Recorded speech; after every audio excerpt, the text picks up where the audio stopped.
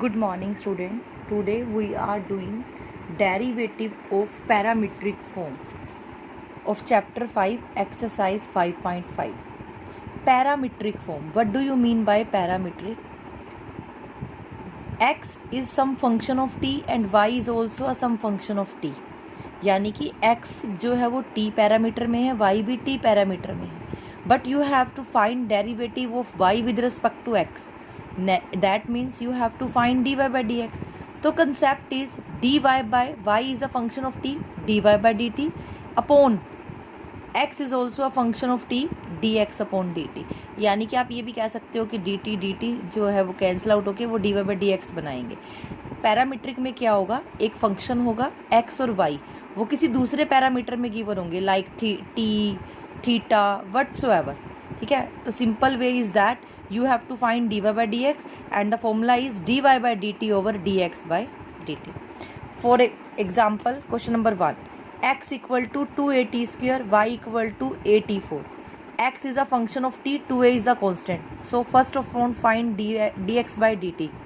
T square, like you assume that like derivative of x square, that is 2x. So t square 2t, so 2t into 2a, that is 4at. dy by dt 4at cube. Now you have to find dy by dx, dy by dt over dx by dt. So you will put the value and answer is t square. Similarly, you can solve next question like x a into theta minus sin theta, y is equal to a 1 plus cos theta. Now x is a function of theta, here parameter is theta. Y is also a function of theta, so parameter is again theta.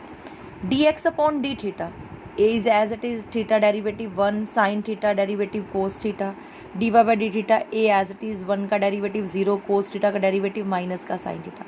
Derivative आपका as it is चलेगा, but concept is changed, dy by dx, so dy by d theta over dx by d theta.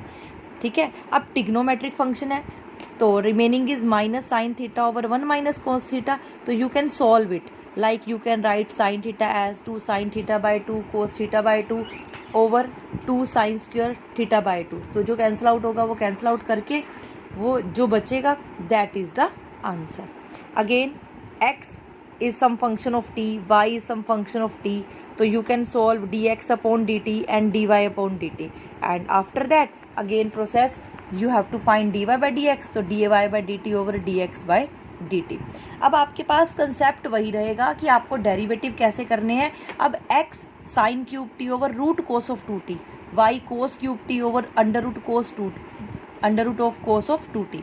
Now t and t again function, this is of the form u by v. So how can you find dx over dt? V square, v as it is derivative of u minus u as it is derivative of v.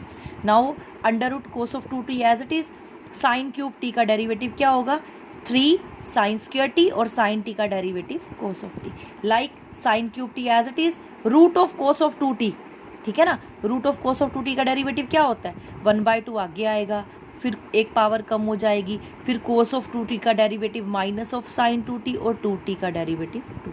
तो this will be cut out and remaining is the answer. Similarly you can find dy by dt upon u by v rule, and after that you have to write the answer, do this divided by this. Thank you, students.